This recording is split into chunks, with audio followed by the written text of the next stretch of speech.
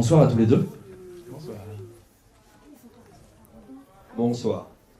Bon, histoire de contextualiser un peu, quel est votre travail exactement?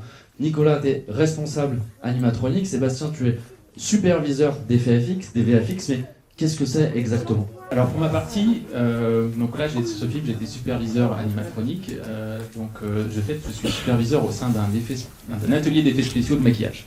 Donc notre atelier imite la matière organique et fait des prothèses. C'est bon, ok. Et voilà. Et donc la partie animatronique, c'est intégrer des petits moteurs à l'intérieur des créatures pour leur donner de la vie. Donc c'est de la robotique en fait, hein, et de la marionnette pour faire en sorte que sur le plateau, on ait une créature qui bouge et qui vibre le plus possible. Voilà pour la partie animatronique et maquillage. Et bonjour, moi c'est Sébastien. Du coup, de notre côté, en fait, on prend le relais de tout ce qu'il a mis en place. On a recréé toute une créature numérique, un double numérique de Bibi. Et en fait, on intervient sur ce film sur toutes les parties où Bibi doit sauter, courir, faire des actions beaucoup plus complexes que juste sur place. Et ça a été ça la principale source de travail sur ce film. Je passe tous les effets classiques d'explosion, il y en a plein quoi, enfin je ne veux pas faire la liste. Est-ce que pour rester sur du coup Bibi, on peut considérer que vous êtes sur les deux faces d'une même pièce? Oui, tout à fait. Moi je suis la face et ça fait pile, c'est ça. Alors, on vous a parlé d'un petit cadeau tout à l'heure, si vous avez été sage, je crois que pendant le film vous avez été assez sage. Vous avez bien rigolé. Donc on a apporté avec nous un Bibi qui a servi pour le film et on peut aller chercher tout de suite. Tu peux parler de la partie si tu veux.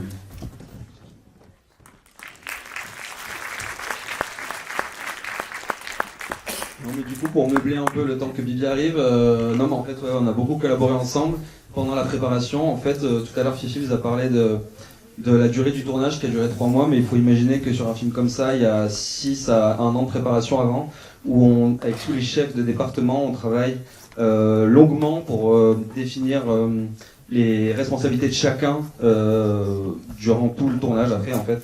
Et de mon côté, même la partie post-production continue aussi pendant 1 an, donc après le tournage quoi. Voilà.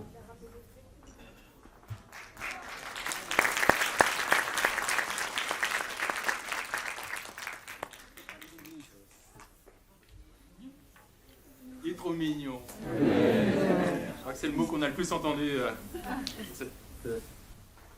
Alors, en fait, pour ce genre de travail, il y a eu une grosse réflexion.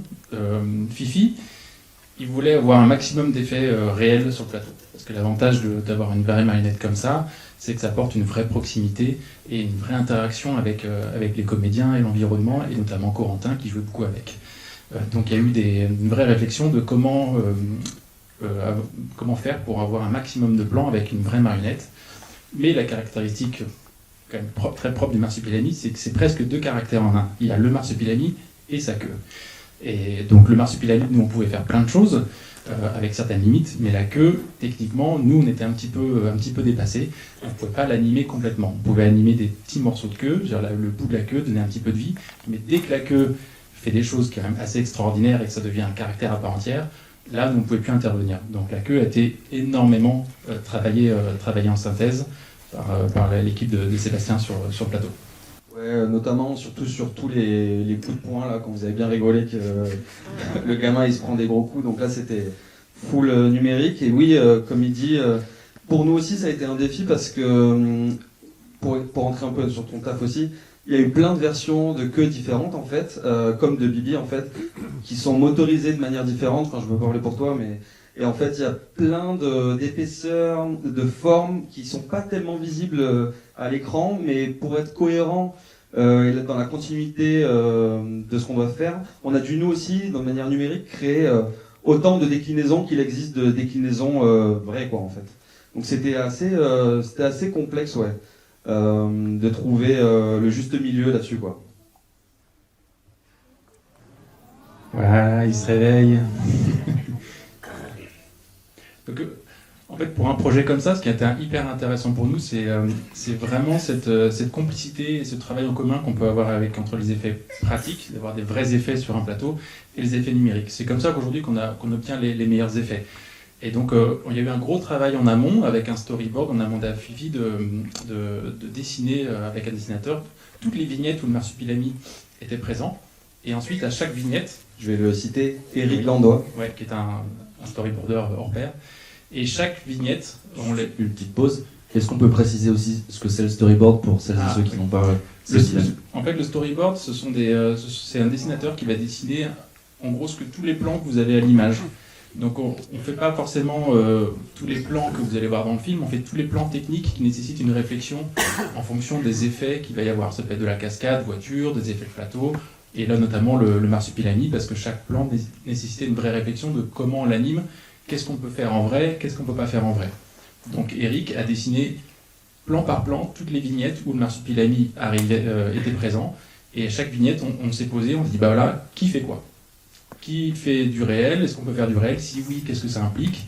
Il faut savoir que ce petit marsupilami, il avait un staff, une équipe de 5 personnes pour l'animer sur le plateau. Il y a 26 moteurs à l'intérieur pour le faire bouger. Donc avec un opérateur, on ne pouvait pas le faire bouger tous les moteurs. Donc il y avait 2 personnes qui le manipulaient avec des radiocommandes et aussi une interface de motion capture. C'est-à-dire qu'en fait, on pouvait jouer le marsupilami grâce à un iPad qui nous filmait. Mais les mouvements des oreilles, on ne peut pas le faire. Moi, j'y arrive pas. La respiration, c'était compliqué, les mains aussi. Donc, il y avait un autre opérateur qui gérait les oreilles, les mains, la respiration. Parfois, une personne qui gérait les mouvements de queue.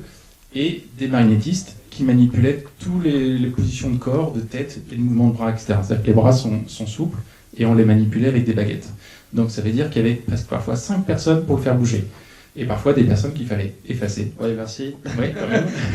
Parce que, oui, c'est ça, je voulais intervenir, mais du coup, dans le film, il y a beaucoup de moments où vous verrez un making-of peut-être un jour, mais où il y a beaucoup de son équipe qu'on a dû effacer, qui était habillée en bleu avec les baguettes. Et donc, c'était un gros travail aussi de collaboration là-dessus pour être intelligent sur comment se placer dans le cadre, pour pas trop gêner, avoir le moins de travail à faire ensuite en VFX, enfin être le plus smart possible pour travailler cet aspect-là. Ouais. Alors, faut vous montrer quand même, il y a comment il peut. Alors, je vais essayer de voir si je peux mettre l'iPad. Tac, ici. Hop. Alors, est-ce qu'il va me filmer? Est-ce qu'il va bouger?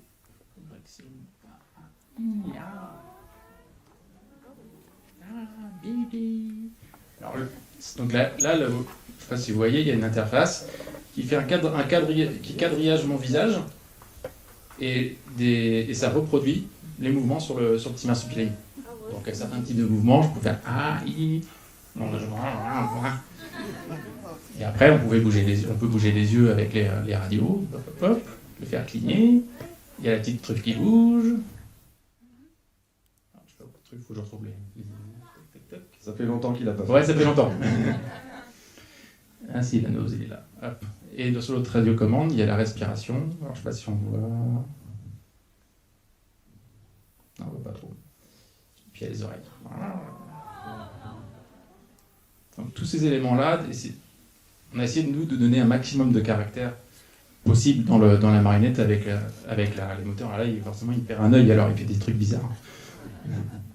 Arrête de cligner des yeux. Ah.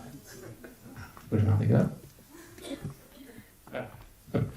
Mais nous, on est limité par la technique, ce que le numérique n'a pas. Donc nous, on a essayé de faire un maximum de choses, mais après, quand on était dépassé par les contraintes techniques, c'est là que la collaboration avec le numérique intervenait en disant voilà, à quel moment on passe le relais, notamment toutes les séquences où le marsupilami saute, etc. Nous, techniquement, on ne pouvait pas le faire sur le plateau. Donc il y a des plans comme ça où ils sont intervenus complètement, et des plans où ils ont repris un peu notre marsupilami, et des plans où c'est que le marsupilami. Donc c'est vraiment un travail main dans la main, une collaboration qui permet d'avoir aujourd'hui des films avec un rendu tel qu'on voit là. Il y a une proximité qui amène d'avoir un vrai marsupilami sur le plateau. Est-ce qu'on peut savoir la part de numérique ou de pratique justement sur la marionnette dans le film? C'est surtout dans les séquences de baston, aussi quand il est sur la table et qu'il s'enfuit là, qui va se prendre un coup de fléchette.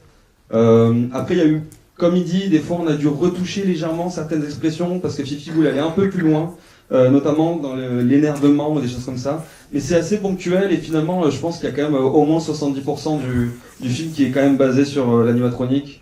Et voilà quoi. De toute façon, on a été là tous les jours du tournage, et ne serait-ce que pour donner parfois des références au numérique. Ça, des fois, on avait des marsupilamis qui ne servaient que de références lumière, texture, pour que le numérique puisse se caler au maximum au vrai marsupilami. Bon, on a encore quelques questions, mais l'idée c'est aussi de vous transmettre le micro. Est-ce qu'il y en a quelques-unes? Je vois tout devant. Mais est-ce que vous pouvez faire bouger son corps? Alors bon, si j'ai une baguette, je pourrais. Là je l'ai fixé sur une petite platine. Mais tu vois, avec des petites baguettes, on lui faisait bouger les mains, la tête. Donc, il peut pas bouger, il n'y a pas de moteur pour faire bouger les bras et la main. C'était mieux de le faire bouger avec des baguettes, c'était beaucoup plus fluide, beaucoup plus réaliste. Donc on a limité tous ces mouvements corporels, on faisait vraiment avec des petites tiges. Ouais. Et il faut savoir qu'on en a fait quasiment 8 pour le tournage, sachant qu'un marsupilami ne pouvait pas répondre à tous les besoins du film. Donc on en a fait plusieurs, et on interchangeait parfois les têtes avec tel corps, et on mixait comme ça pour essayer d'avoir un maximum d'images. Mais comment vous les avez fait pour la faire bouger? La queue? Ah bah la queue, alors tiens, là, tu peux en parler, parce que j'ai un morceau de queue, je peux le montrer. Comme c'était dit, quand il y a des plans rapprochés ou des plans qui sont assez serrés sur la queue, Nico a pu intervenir avec des mécanismes aussi à l'intérieur. Il y a des mécanismes robotisés qui permettent de faire bouger la queue et avoir du rythme. Il y avait aussi des fois la queue qui était vraiment en mode artisanal, tenue sur des cannes à pêche. Il y avait plusieurs personnes qui pouvaient comme ça donner une forme à la queue et on faisait comme si elle se baladait à l'intérieur d'une pièce. Et ensuite, quand c'était pas possible, on intervenait en numérique et ça a été créé en post-production par la suite. Donc là, c'est vraiment tout est possible. Donc on pouvait faire des animations très variées et très dynamiques, quoi. Nous, notre partie, c'est vraiment, il y a un côté vraiment magicien, marionnette. On fait vraiment des petites choses, des petits bricoles. Et parfois, on fabrique juste des petits éléments qui vont servir juste pour un plan ou deux plans dans le film. Là, par exemple, c'était un tout petit bout de queue. Tu peux le tenir comme ça. Voilà. J'ai un câble qui sert à rien. Donc là, c'est pas motorisé, hein, c'est une petite manette. Et si je bouge la manette, on faisait bouger la queue comme ça. Donc des fois, quand le marsupilami il est assez sage dans des plans du film, on mettait la fausse queue comme ça qui était inanimée, et on mettait juste un petit bout qui bougeait, et vous n'avez pas le sentiment, vous avez l'impression que la queue elle bouge dans son ensemble, alors qu'en fait c'est juste un petit élément comme ça qui vit. Et on a fait pareil pour des mains, on a fait des mains séparées comme ça qui peuvent accrocher, saisir des objets, donc juste des bras avec des petites doigts qui bougent. Quand il sort du panier par exemple. Ouais. Mais comment vous faites pour donner les coups de poing du coup? Les coups de poing, ça a été surtout en numérique, c'est dur à expliquer là tout de suite, mais c'est une version numérisée, donc c'est créé par ordinateur, c'est pas du tout comme ici. Et donc on travaille pendant 6 mois avec des équipes. Ce qui est très important à noter, c'est que la post-production, sur le plateau, tout à l'heure, on parlait d'une centaine de personnes sur le plateau. Moi, quand je fais la post-production et les effets spéciaux, on peut être 200 ou 300 personnes, c'est un peu les métiers de l'ombre. C'est pour ça que des fois les génériques sont très longs à la fin parce qu'il y a beaucoup d'artistes. Et par exemple, pour faire le marsupilami en 3D, il y a peut-être eu une quinzaine de personnes sur différents corps de métier. C'est un peu la même réplique que ce qui existe sur le plateau, c'est-à-dire qu'il y a quelqu'un qui va être spécialisé dans l'éclairage, quelqu'un qui va être spécialisé dans les poils, quelqu'un qui va faire la forme. Et donc pour la queue, c'est pareil, les poings, c'est pareil. Il y a quelqu'un qui va animer, c'est leur spécialité, c'est des animateurs. Et avant ça, il faut mettre tous les os à l'intérieur du personnage. Donc c'est vraiment le même procédé que tous les corps de métier qu'on peut retrouver sur un plateau, mais numériquement, et ça implique beaucoup de gens, quoi. Moi j'avais une question. De la conception au résultat, combien de temps ça a pris? Alors, moi j'ai travaillé 1 an au total sur le film. Conception, déjà il y a eu un gros travail de design, parce qu'il y a eu un dessin qui a été fait de Fred Rimbuda à partir des illustrations de Franquin, mais dans l'origine de la BD, les BD marsupilami sont très schématiques. Donc il y a eu une première illustration qui a été proposée, et à partir de là, il nous a fallu 2-3 mois pour valider un design 3D réel, à partir de maquettes, à partir de Photoshop, etc., pour que tout le monde se mette d'accord entre la maison d'édition, Dargo, la production, et puis aussi le réalisateur, et puis aussi moi, parce que c'est moi aussi qui signais la créature, donc il fallait qu'on soit tous d'accord et qu'on trouve tous cette petite créature jolie. Donc il y a eu 3 mois de design et de validation. Après, nous en fabrication, on a eu 6 mois pour fabriquer tous les marsupilamis, et on a eu 3 mois de tournage. Et comme j'ai dit tout à l'heure, du coup moi je suis intervenu à peu près en janvier 2024 sur le film. On a été approché pour faire le film avec l'équipe. Et franchement, je crois qu'on a terminé les derniers effets à l'étalonnage. Ça devait être octobre là, enfin, il y a 2-3 mois. Donc ça a presque pris 2 ans quoi, un peu pour moi. Bonsoir. Ça.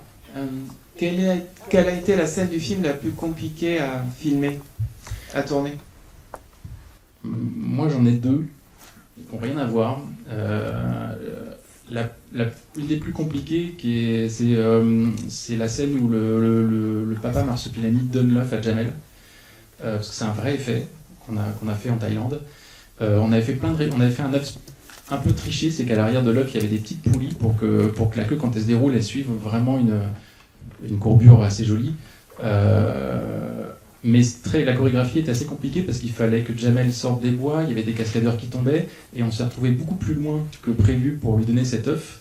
Il fallait que ça arrive sur lui, qu'il y ait un choc, qu'il prenne l'œuf, qu'il le regarde, que la queue se déroule. Enfin, c'est toute une chorégraphie qui a été très très compliquée à réaliser sur le plateau, et surtout dans les conditions où on est dans la jungle, on a un temps qui est limité, il fait très chaud. C'était le début du tournage, donc les gens se rencontraient un peu, on n'était pas tous aussi très, très confiants, enfin en tout cas on se connaissait pas vraiment. Ce que j'allais dire, ouais. C'était surtout pour ça que tu penses que c'était le début, c'était très dur la Thaïlande, c'est vrai. Bah ouais, c'est des effets au début où tu connais pas, et si tu fais un effet et que c'est compliqué, c'est pas évident. Et on a fait en tout, je crois, entre 25 et 30 prises, alors qui sont pas que dues à l'œuf, hein, c'était un ensemble de choses, mais on l'a répété moins 25 fois pour avoir en tout cas 2-3 prises bien. Donc ça, c'était un effet qui était assez compliqué. Et techniquement, l'autre effet du marsupilami qui a été le plus compliqué mais assez drôle, c'est la scène d'ouverture où il arrive, où on le découvre à travers son panier, la scène de Kremlins. Là, il faut savoir qu'il y a 3 marionettistes qui sont cachés sous le lit. Il y en a un qui monte le marsu, 2 autres qui ont chacun un bras et une main pour accrocher au panier, et on était 2 derrière aux radiocommandes pour le faire bouger. Et 3 personnes cachées sous un lit, c'est pas ça. On a fait beaucoup de prises aussi là-dessus. Ouais. Ouais. Je te rejoins sur la Thaïlande, c'était complexe parce que comme il dit, on a dû rencontrer tout le monde, et vraiment c'était vraiment la chaleur, il y a eu des malaises, hein. Enfin, c'était vraiment assez complexe. Je pense qu'on était dans la période des pluies aussi, enfin il faisait très humide, et on a commencé direct comme ça, et je pense qu'on n'était pas préparé pour prendre ça de face. Et après moi me concernant, c'était plus l'organisation qu'on a eue sur les scènes de baston. On a collaboré avec un mec qui s'appelle Marc David qui lui a designé un peu, il fait les cascades en fait, il a designé toute la séquence POV là qui est super, et la séquence Dragon Ball, et on a dû quand même tourner beaucoup de choses, même si au final il y a beaucoup de numérique, et c'était des journées très très très speed, parce qu'il y a énormément de plans que vous avez pu voir, ça enchaîne pas le POV. Le POV c'est un peu plus technique parce qu'il fallait faire plein de prises, des faux raccords, etc. Même si à la fin, au final, c'est un plan uni, mais il y a eu beaucoup de prises différentes. Et le Dragon Ball, surtout, il y avait beaucoup de shots à filmer, en fait, avec la référence, parce que heureusement, on avait la référence, donc j'en ai profité. Et on a eu une journée de mémoire pour faire 70 plans, enfin, c'est une galère, quoi. Donc voilà, c'était ça. Ouais, c'était un tournage qui a été quand même hyper intense, hyper chouette. On a la chance quand même de tourner avec un réalisateur qui est quand même hyper professionnel, hyper gentil. Ses équipes sont tous des tueurs dans leur domaine. Il y a une ambiance qui est sur le plateau qui est hyper précieuse et qui est assez rare. Mais il nous a manqué un peu de temps pour faire un film avec cette ambition-là. Et c'est vrai que c'était sport, qu'on enchaînait les prises, on n'avait pas forcément de recul avec tout ce qu'on faisait. Et on y allait, il fallait qu'on rentre tous les plans possibles avec le marsupilami, avec la cascade. Il y avait quand même des effets de plateau. Les effets de plateau, c'est tous ceux qui font les explosions, les effets climatiques, etc. Mais il y avait des effets de dressage, des effets de cascade, des effets de plateau, des effets d'animatronique et des effets numériques. Et tout ça, il fallait que ça coordonne tous ces postes-là, qui sont des éléments qui sont pas évidents sur un plateau. C'est des éléments chaque corps de métier prend quand même beaucoup de temps. Et il fallait tous les coordonner pour que ça rentre dans un planning qui était très serré. Donc c'était très sport. Il faut dire aussi quand même une chose qui est importante, c'est qu'avant tout c'est une comédie. Donc il fallait laisser aussi beaucoup de place au jeu en fait, et on était là pour ça. Enfin, je veux dire, on n'a jamais essayé d'aller à contre ça, et on a fait tout pour organiser la prépa de manière à ce que, par exemple pour le Marsupilami, on avait mis en place tous les deux un procédé de travail très précis pour qu'en fait à chaque fois qu'il y ait le Marsupilami numérique ou pas, on fasse un peu les mêmes passes, les mêmes façons de travailler, pour que ce soit automatisé, et comme ça en fait, c'était pas quelque chose de nouveau sur le tournage, quoi. C'était vraiment de manière récurrente, toujours la même chose. Et du coup, on pouvait aller très vite sur ces aspects-là pour laisser beaucoup de place au jeu, à l'improvisation, à la comédie, etc. Enfin, voilà, quoi. Et ce qui est compliqué, et ce qui est un petit peu bâtard, je dirais, dans nos métiers, enfin dans le mien, en France, on n'a pas la culture de ce genre de création, de créatures et d'effets. Et quand bien même c'est un comédien, ça reste une marionnette, et on ne lui accorde pas autant d'importance qu'un vrai comédien. Or, dans ce film-là, tout le défi, c'était que c'était un vrai comédien, et qu'il ne fallait pas oublier que lui, il jouait aussi, et que derrière son jeu, il y avait 4 personnes ou 5 personnes qui essayaient de lui donner de la vie, du réalisme, de la sensibilité, de l'émotion. Mais souvent, on met toujours un peu ça de côté. On met d'abord les comédiens, les vrais comédiens, leur jeu, etc. Et on considère que ça, c'est un accessoire. Or, dans ce film-là, ce n'est pas un accessoire, c'est un comédien à part entière. Et donc, il a fallu qu'il trouve sa place. Et c'est pas facile parce que en France, on n'a pas l'habitude de ce genre de film. Et on a tendance toujours à considérer ça comme un accessoire secondaire. Donc, l'équilibre n'était pas évident, mais tout le monde s'est efforcé et tout le monde a joué le jeu d'essayer de trouver un maximum de temps pour qu'il puisse s'exprimer. Bonsoir. Moi, la question que j'avais à poser, elle a déjà été posée par madame sur le temps de travail, mais alors, je vais donc en profiter pour vous féliciter parce que je trouve qu'effectivement, techniquement et d'une manière générale, c'est bluffant. Et je viens de noter, puisque moi j'ai essayé d'imiter, je vous ai mis 5 étoiles et je pense que ce film va avoir un succès de dingue. Donc félicitations à vous, à toutes les équipes. Et bravo parce que je suis persuadé que vous allez faire un carton exceptionnel et donner au cinéma français cette année beaucoup d'entrées. Merci beaucoup. Merci.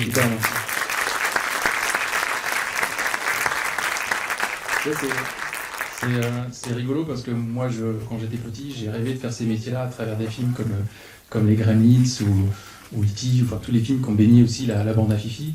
Et aujourd'hui, de nous permettre de faire ce film-là, de faire rêver d'autres personnes et des enfants, c'est un peu une passation de relais et un pari réussi qui, moi, je pense que ce sera peut-être le film de ma carrière. Je ne sais pas si en France, en tout cas, on refera ce genre de projet.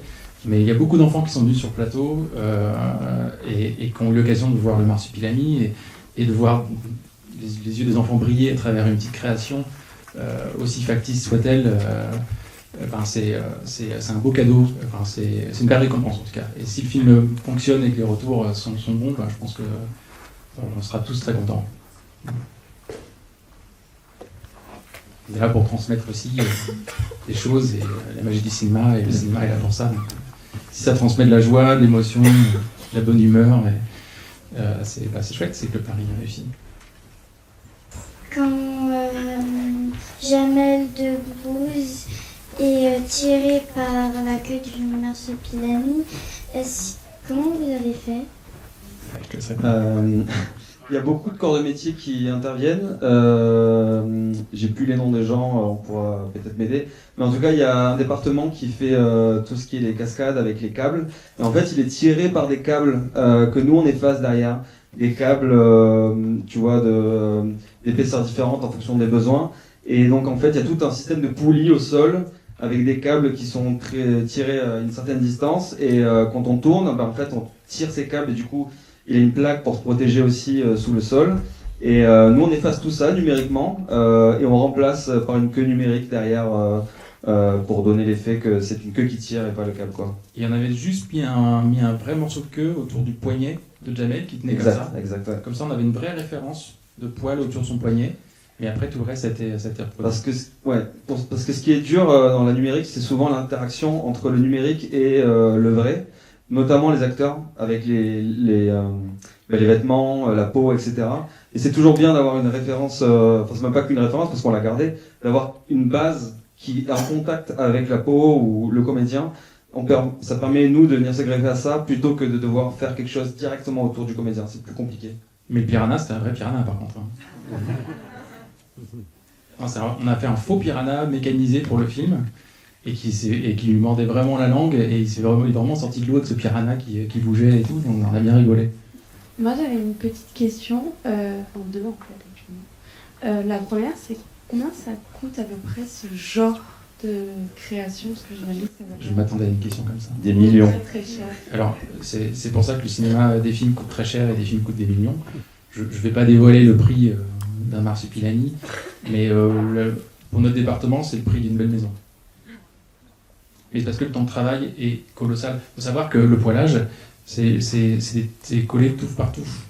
Donc il y a 5 personnes pendant 3 ou 4 mois qui n'ont fait que ça, faire du poilage.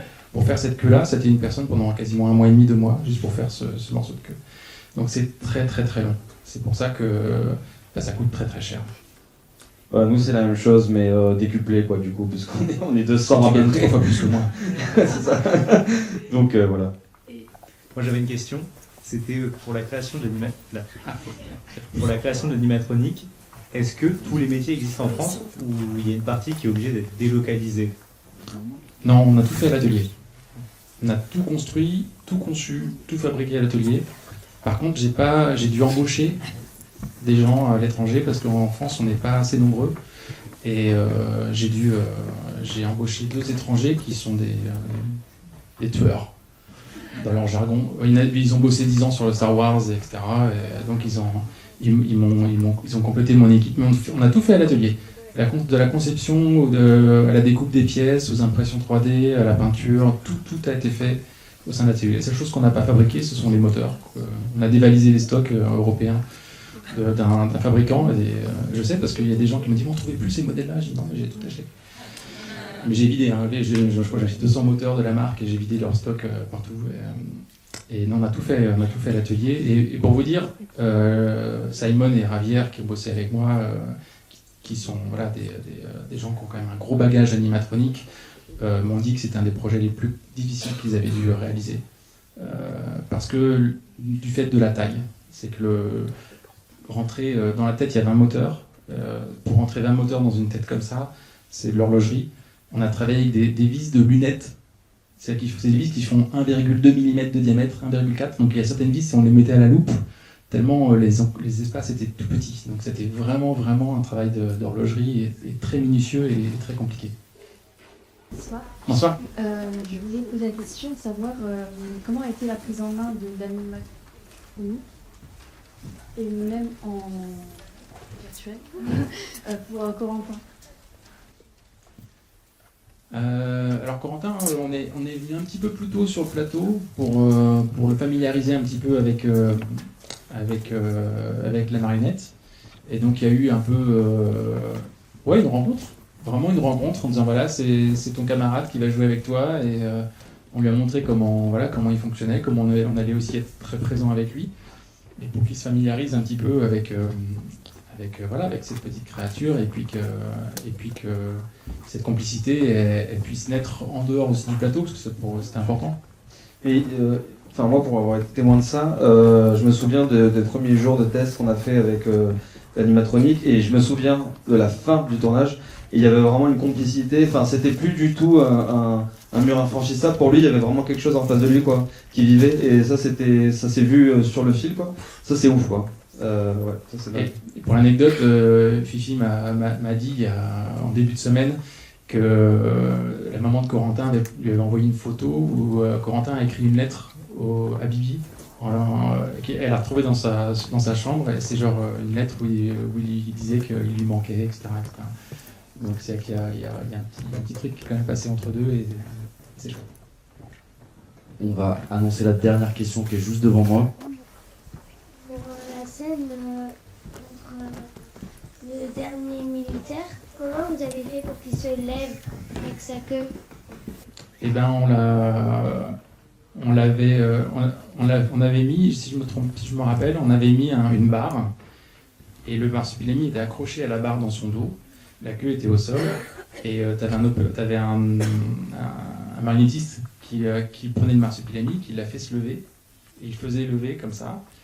Et après, mon ami Sébastien, le professionnel, il a effacé le Ouais, c'est magnétiste. ça. Ouais, c'est ça. Donc on a vraiment l'impression qu'il se lève sur sa queue, mais en fait il est guidé par derrière par quelqu'un. Alors on avait mis un mât pour qu'il monte vraiment de manière hyper verticale, il faut que ce soit hyper fluide.